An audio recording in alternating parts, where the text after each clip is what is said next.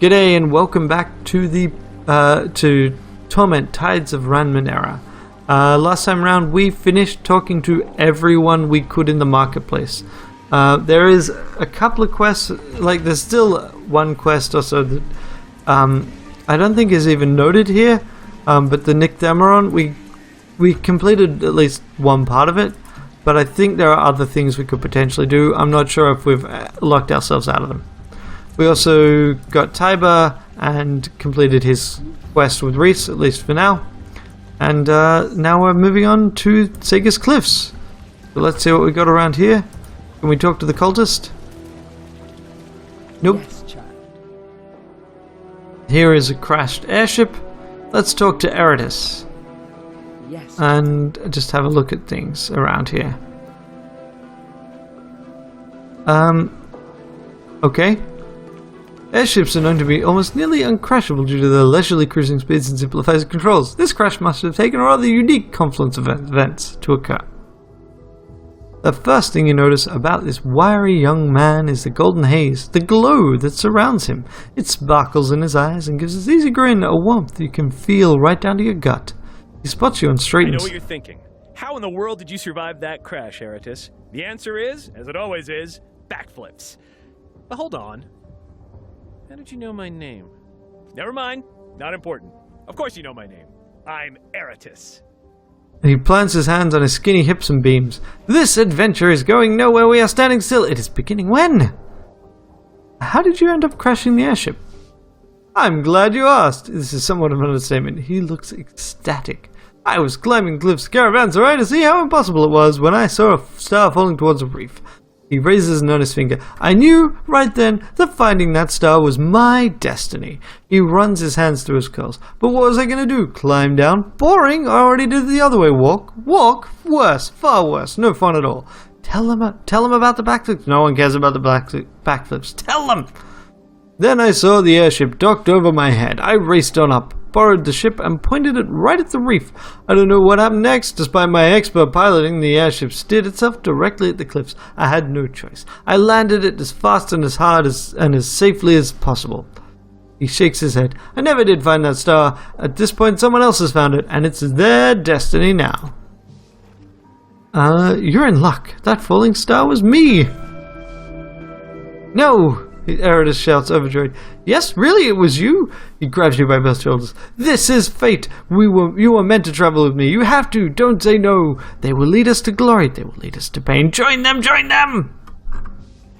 His thoughts are so great. Why should I let you join me? He gives you a puzzled look, as if you've just wondered aloud why air is important.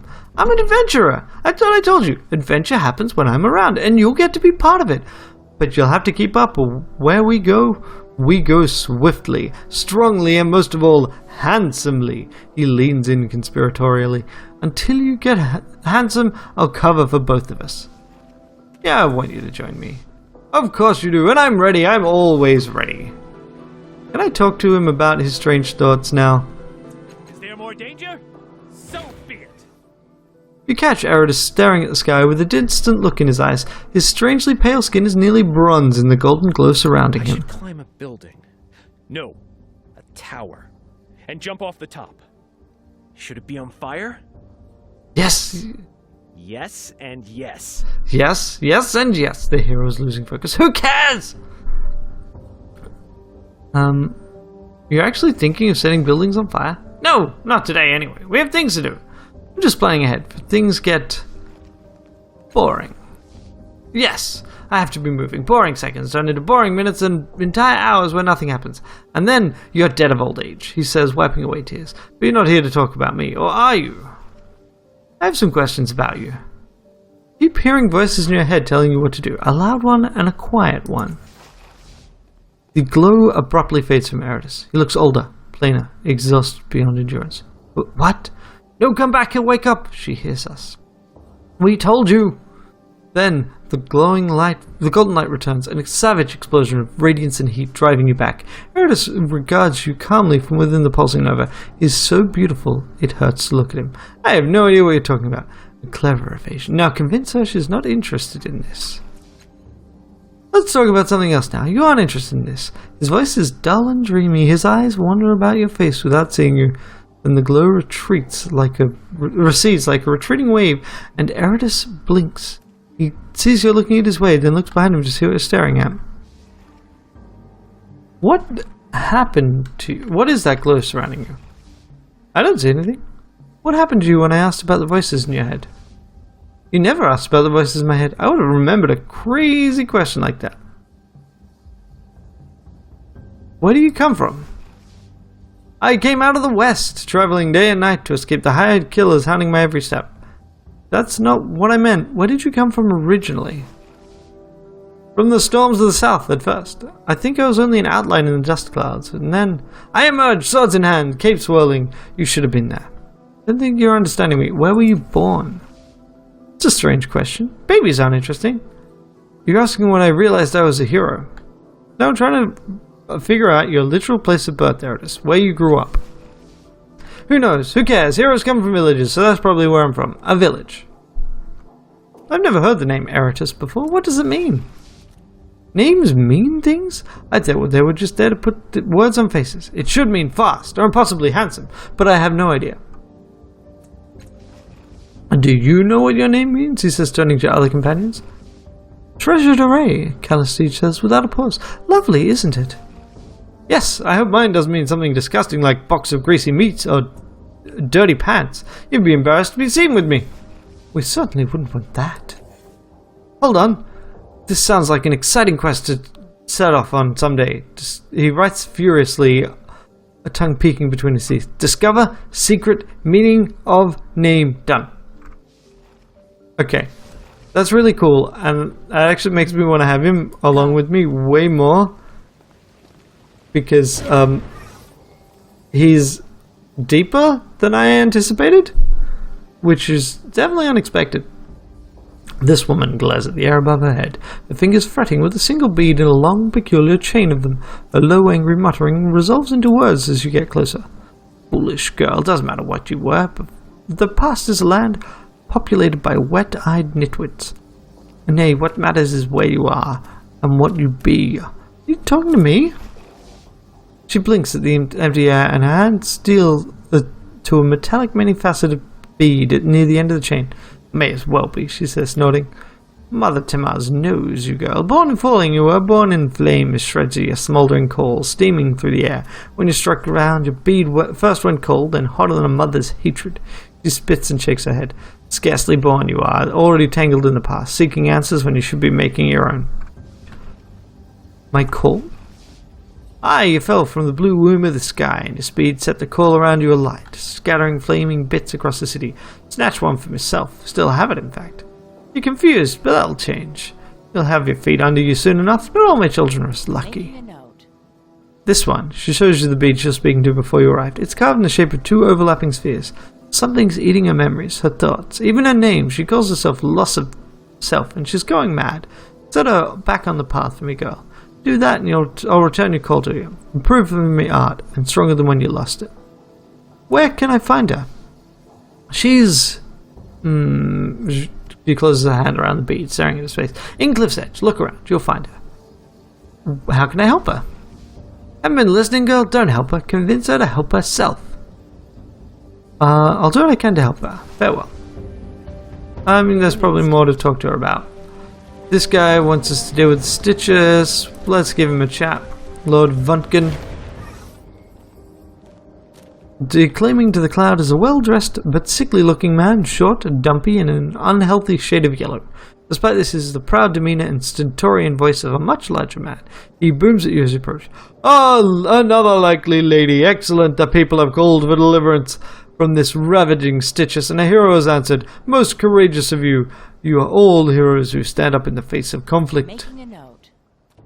All you have to do is be the first to find the rogue Stitches that's been terrorizing Sega's Cliffs. Return here and tell me precisely where it is, and we'll take it from there. And you'll be rewarded.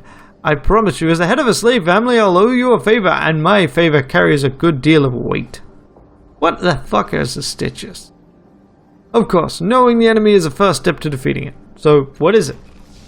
They're horrible, undermining vermin from another world. They tunnel beneath the streets of our city, undermining our homes and causing them to collapse. Our deaths are nothing to them. They don't even believe humans are sentient creatures. What can you tell me about the rogue one? A vile thing appeared in Cliff's Edge a few days ago, and it's been skulking around ever since. The whole neighborhood lives in fear of it. They should be afraid. I make sure of it. Why is Cliff's Edge afraid of this Stitches? Some will tell you it's because this district has suffered the most from the Stitches digging, houses collapsing on the people, others falling into the sea. There's some truth to that, but the real reason is that people here have become weak and afraid. They aren't prepared to face adversity. He leans in, warming to the subject. Indeed, if the Stitcher didn't exist, I'd be tempted to invent them, because they're just what the city needs to stiffen its spine. Sagas Cliffs, our once proud empire, has abandoned its holdings and ceded its territories to autochthonous tribes and wild beasts. It's time to take them back, but how do we do that when our citizens have become lazy, timid children? With the perfect opportunity, the weak will become stronger.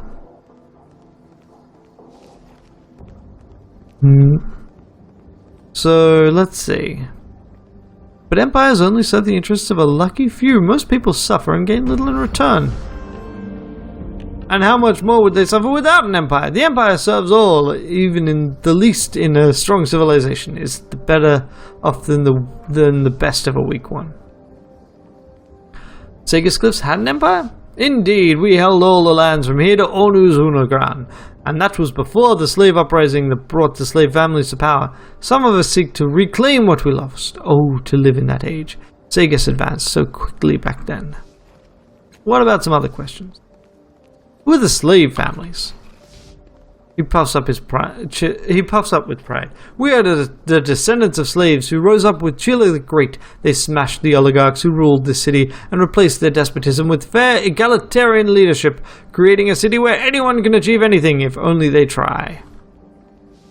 And Cliff's Edge?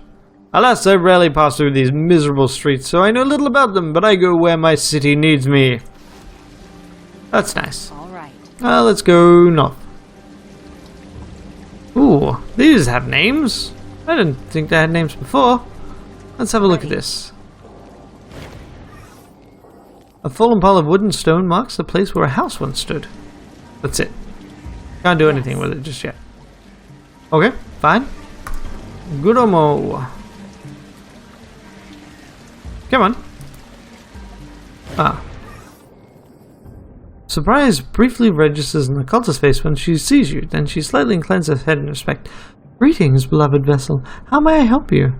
You seem less deferential than some of the other cultists. Why? Not all of us revere your father. We simply honor him for his boundless wisdom and bottomless knowledge. We wish to emulate him. But worship him? No. Good day to you. That's it. Okay. Sure. So, we can talk to Piquo. The mutant boy gazes at the entrance to the chirurgical parlor, flinching at each scratch of razor metal on metal from within. By your estimation, he's in his late teens, but is the size of a young, malnourished child. His arms a little more than bone, wrapped in a red, speckled skin, and a raw line zigzags down from between his mismatched eyes and over his blade of a nose, as if pointing out directly at his thin lips. He looks at you, and bird-like muscles flex in his frail jaw. Get a good look. Maybe you want to call me some names. I hear Eggshell a lot. Or maybe Lightning Bolt. I get that one from time to time. He crosses his bony arms and glares at you. Don't let me stop you. Call me some names. Laugh. Do it now, because in a few minutes, I'll be the one laughing. Calm down, Earthquake. Very funny. Hilarious. You know what? I am calm. I'm not going to be the butt of everyone's jokes anymore. I have some money, right? And I can use it to change myself. Change everything I can. What? Can everyone buy improvements to the parlor? Yes, you pay the keeper and the drones make the body the way you want. What sort of changes are you considering? Right, like I'm going to take advice from a girl. You don't like women? What? No, I like women. And they like laughing at me. We get along just fine. I'm not laughing at you. Huh, you're talking me out of charity or pity. I don't want either. Is that... Are you sure there isn't anything I can do to change your mind about talking to me? Sure, I don't want your help. Okay, well, that's interesting. I guess that is a gender lock quest. Cool. This is the chirurgical parlor. I can talk to Jono here and have myself changed. This old man's skin is covered in makeup painstakingly drawn to resemble dark stone. His eyes widen briefly as he notices you, and his face and neck harden into actual obsidian for a moment. Then he smiles and nods at you, his features mobile once more. Welcome, welcome. Sorry about the stone. Polymorphic flesh modification, you see. Didn't see you walk up, and I assumed you were going to cut my throat and take my chirurgical parlor for yourself. Hey, days young. Old man flashes into obsidian for a moment before flushing into copper. The man's blushing. Apologies. I knew you were joking, but the modifications are touchier about such things. Really, glad they are. If I were a younger man looking to make a name for myself in the city, I'd kill me too. Certainly, she's joking. If she's not, well, the strongest will survive, I guess. My chirurgical parlor. Wow, so yeah, I guess highest is on, silver right now.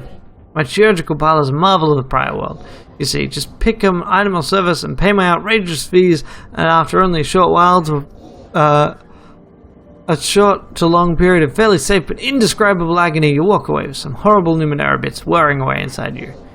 He pokes a few buttons on a device strapped to his wrist, and lights twinkle across his length. A dark, glassy lens focuses on you. Well interested. Can't help but noticing you're a very honest man. Well spotted, he says, nodding. Clear streaks of quartz run up his prominent cheekbones, revealing muscle beneath. It's a side effect of my modifications. Couldn't lie to you if you begged me to. He shrugs. Honesty is usually a hindrance to a businessman, but people seem to like it. It's a blessing in my opinion. How did you come to own this parlor? It was originally a partnership. My colleagues and I spent 2 years digging it out and getting the whole mess working. He sighs. Of course, we had to test the drones before we tried them on anyone else. Customers were getting skinned alive on opening day. That'd be bad for business. Turns out that was a wise move. Gorn chose an intelligence modification, and the drones cut off his head to work on it more directly.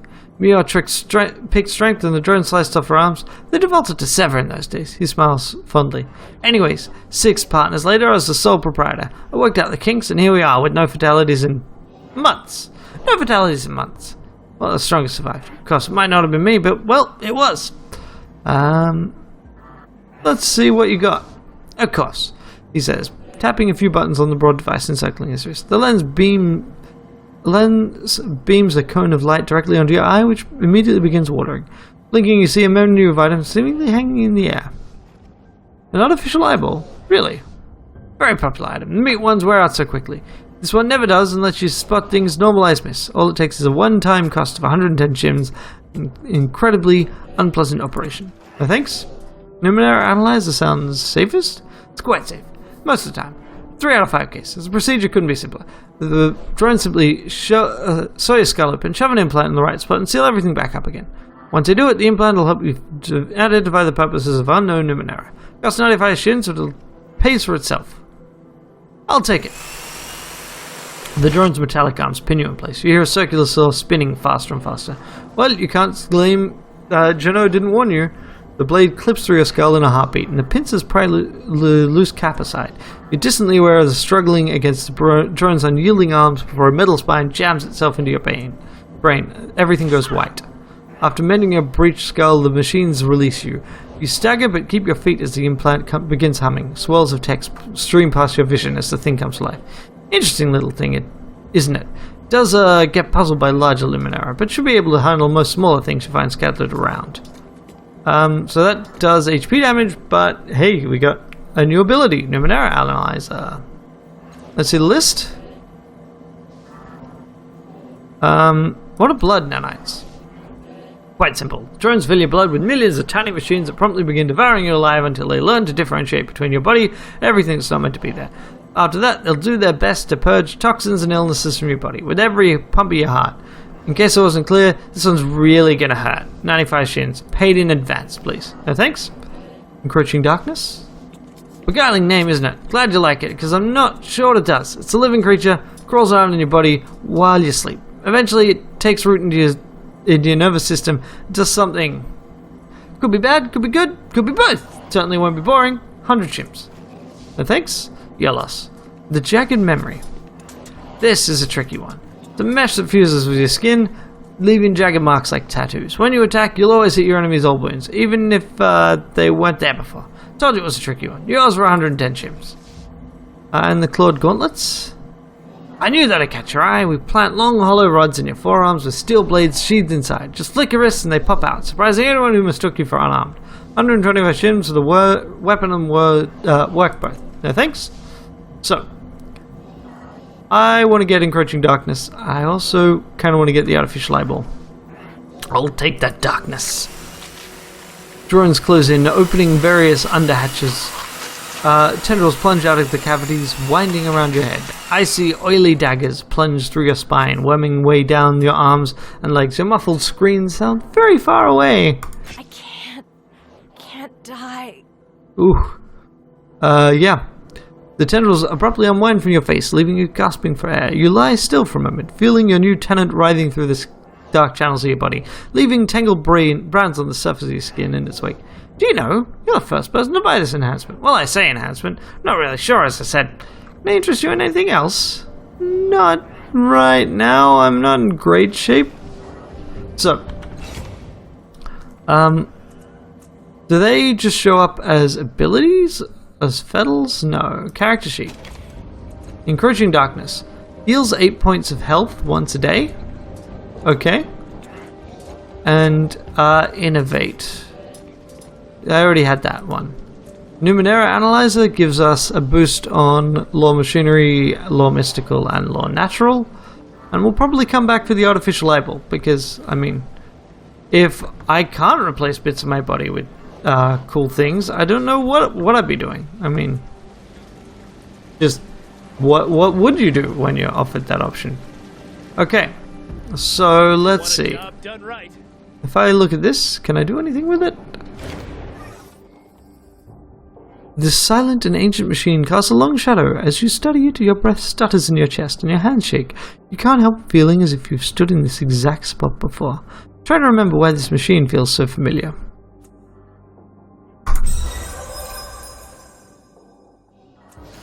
Whoop. Okay. You close your eyes to better concentrate, sinking into the currents of memory that does not belong to you.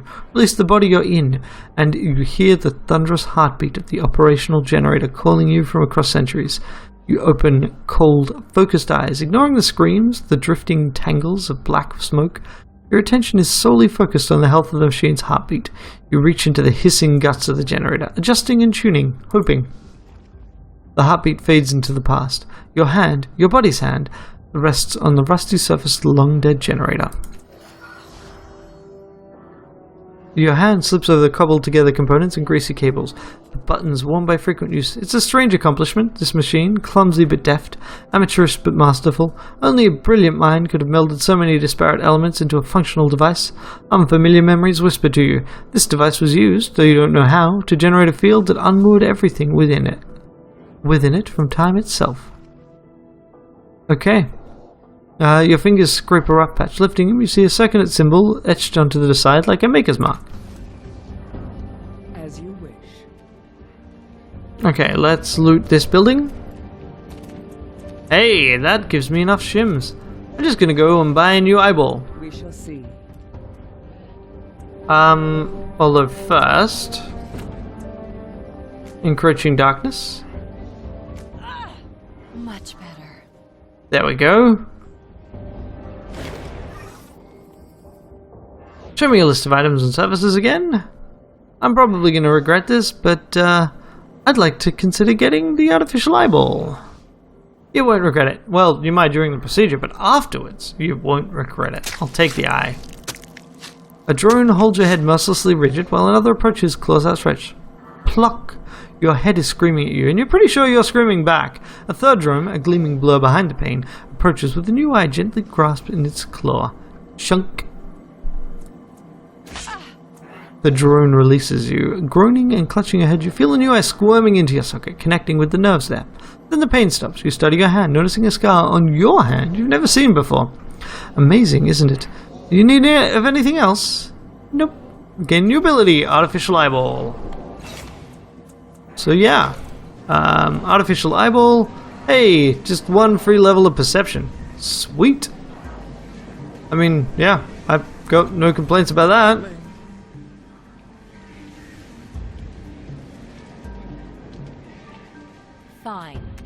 Okay, now let's interact with the building. The house was reduced to rubble when a part of the cliff face collapsed. There's evidence that squatters have slept there recently. A ragged blanket, rotted fruit, peelings, and footprints in the dust itself. Something scratches deep within the rubble. It sounds like someone or something is in there. Hello? The rubble makes no response. Dig deeper into it. You crawl partway inside, pushing aside boards and a thin slab of slate. A small girl gasps, throwing up a hand to block the sunlight. She is young, no more than 10 or 11 years old. She has made herself as small as possible to fit inside the tiny gap in the rubble. Her hair is dark and curly. She pulls herself deeper into the rubble, away from you. Why are you hiding in there? She puts her finger to her lips and tries to shoo you away. You hear a voice behind you. Told you, patience a payoff, lads. Some thugs stroll over. They all carry weapons at their sides, so they walk with the cocky assurance of those who don't expect to need them. Swear I checked this hovel, says one of them. She wasn't in here. No one was. How did this draft find her so easily? He gestures dismissively in your direction. Don't fret it, Brigger. Thug looks you up and down and then calls out in the direction of the rubble. Come on, little bird. Doesn't matter how good you are at hiding. You had to come out sometime.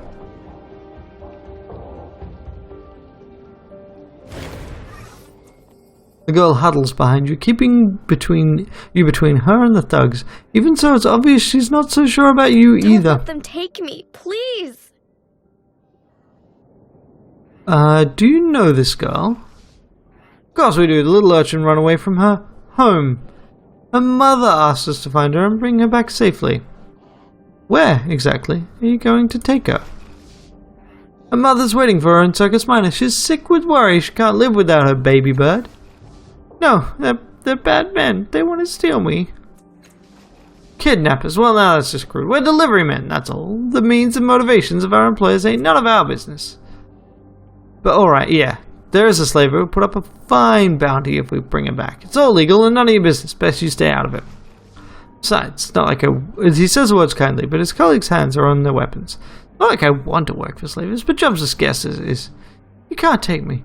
She found me. She has the discoverer's rights. Is that so? Well, Spider-Jack, what do you say? Is she coming with us, or are we taking her from you? Well, was your bounty put up by Torment? She asked me to find the girl. So it's competition, is it? Well, that don't change anything. We gotta eat, too. Let's go with... Doesn't matter if it's legal. Slavery is evil, and you're part of it. Tiber, talk to him.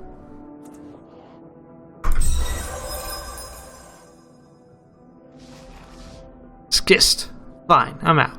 Just right, damn it. Can't face my family after doing a job like this. Come on, lads. Oh, that's actually kind of neat. Oh, God, thank you. They were going to take me back to that woman. I've never met anyone so cruel. When she found me the first time she even... My apologies. I'm still out of sorts. You have my thanks and grace, sir. Right. Character's female and the voice line. That's a pity. Oh well. For a moment it looks like she might hug you, but at the last moment she seems to think better of it and pulls up short a half-dozen steps away. She collects herself, standing straight with her shoulders back, then nods. Just is so polite it's almost formal. My name is Rin. My home and hearth and bread are yours to use. Except I don't have any of those things. She blushes then, looking around self-consciously. How long were you hiding in that building? She blinks as if confused or surprised at your question, then looks around, shifting nervously from foot to foot. This is my place. This is where I sleep. What's a little girl doing out here all alone? My name is Rin. And she hesitates and looks down, blinking. She reaches into her pocket absentmindedly. Did I forget to tell her that? No, I don't think I did. I'm sorry. My name is Rin. My food and fire, and yours to use before you go. Without seeming to realize what she's doing, the girl brushes her hand through her hair, and you see that the side of her head has been saved. Large stitches run across her scalp, holding together an ugly cut longer than her hand. The wound is purple and angry looking, and just beginning to heal. Can't be more than a week old. What happened to your head? Her body grows tense for a moment, her eyes darting around as if deciding whether or not to run away. She glances at rubble where she'd hidden from the thugs. I was running away. There were some people, bad people. I ran away and got hurt. This girl looks pretty bad. Are you okay? It's fine. It looks a lot worse than it is, and a lot better than yours, anyway. Haircut's pretty awful, though, isn't it? I don't think they've needed to shape quite this much, do you? I don't know. It looks kind of dashing, fashionable even. You might start a trend. I'll be the envy of every homeless waif in the entire barrow. A grin fades as the word comes out of her mouth. Sorry, I meant barrow. No, that's not the right word. I mean barrow. Her grin is entirely gone now. Her hands make fists as she looks down on the ground, concentrating. Her lips move. Yes, neighborhood. Neighborhood's the word I was looking for. I offer apologies. It's been a long day.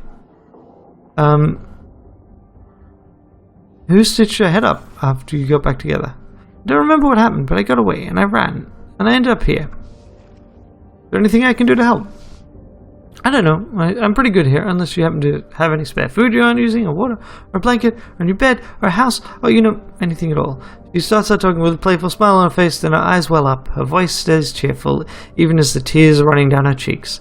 She wipes them away, embarrassed, angry, but her hands are shaking now, and there are more tears, and the words continue to pour out of her. I offer apologies. It's just I've been hungry for days. I don't know where I am. My head hurts, and nothing makes sense. Guts around me. I'm all broken in my head. The moon is wrong, and I'm tired of being scared all the time. I'll take care of you. Come with me. Really? No, I'm alright. I mean, thank you. I'm alright. Story doesn't fit. Yeah, I know I was talking to a judge. I told you, I can't remember. Not for days. On either side of whatever happened.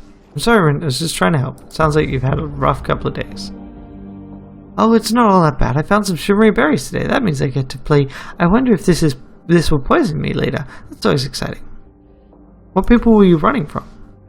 I don't remember what they were. Stealers? No. What's the word? Robbers? They wanted to rob me. Alright, let's talk about something else. Why don't you come with us? I think I would feel safer here. Are you sure you won't come with us? He looks at all three of your companions and back to you. Quite sure, yes. Farewell, Rin. Okay, so if I were to dump one, thanks for helping it'd be me you. risks, lass. Not that the little ingrate appreciated it.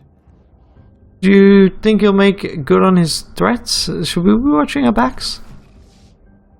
I wouldn't worry about it. Roos doesn't have as many friends as he thinks he does. I was practically the only one. Unless he makes friends with my enemies. Best not to think about it. I think it won't happen. So was it like Roos said, you only freed him so you wouldn't be implicated? I'd be a liar if that wasn't part of it. But I really do care for the boy, and I wouldn't wish him harm in all the world. And I could have run. I could have. Probably not farther. I want to ask you something else. I think it's best we part. Parting ways? Damn sorry to hear it. It's been a pleasure. If you ever needed me, I'll be at the caravanserai looking for a way out of this vertical slum. Sorry, but I want the girl. In a let's have an orphan wandering around with us. It's not safe here. You could come with me. Where are you going? I don't know, but you'll be safer with me than you will be here. Maybe. She wraps her arms around herself. What about those thugs? If someone comes after me, after you, I'm not a fighter. I can't help you. It's dangerous whether you stay here or come alone. At least with me, you can learn to take care of yourself. I guess so. Alright, I'll do it. Updated my journal. There we go. Learning begets doing. Or is it the other way? Alright, well, I think it's time to stop now. But, yeah, it's fun kind of revisiting some of these things, seeing what's changed. Also, I was like my first character that was a mind-reading nano, and I've had a bunch of other characters and done a bunch of other things. So it's really neat to actually have the opportunity now to have someone that can read minds that is already kind of familiar with the world, I guess. So yeah, it's cool being able to see that, and like Eridus has some stuff going on that I had no idea about, which is why I kept him. Otherwise I would have dumped him. Oh well. Until next time, hope you're having a great day. Bye. Thanks for watching. I really appreciate you spending the time and effort watching the videos I make. If you'd like to watch more, on the left there should be another video from this playlist. On the right there will be whatever YouTube recommends. And in the center there is a convenient subscribe button just in case you need it.